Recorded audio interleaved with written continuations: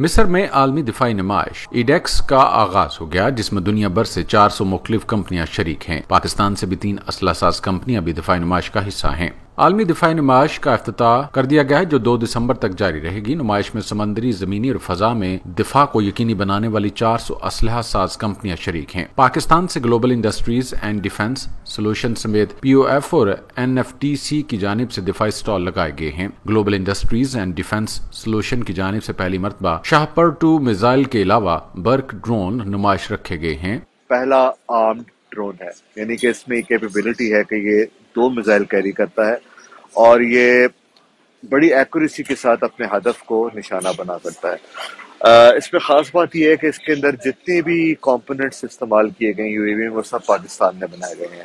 اس کا year frame, اس کا guidance system, even اس کے جو 2 میزائلز ہیں یہ بھی پاکستان میں بنائے ہیں ہم نے۔ یہ لیزر گائیڈڈ ویپنز ہیں، اوپر سے لیزر کے تھرو اب اس کو ٹارگٹ کو لیز کرتے ہیں، پھر یہ میزائل اس کو ٹریک کر کے ٹارگٹ کو ہٹ کرتے ہیں۔ دفاعی نمائش میں پاکستانی پویلین لوگوں کی توجہ کا مرکز ہے، جو پاکستانی دفاعی اسلحے میں دلچسپی لے رہے ہیں۔ Global industries and defence solution کے CEO اسد کمال کا کہنا ہے کہ پاکستان دفاعی صلاحیت دنیا بھر میں مقبول ہے۔ ران عظیم، SP نیوز، سعودی عرب۔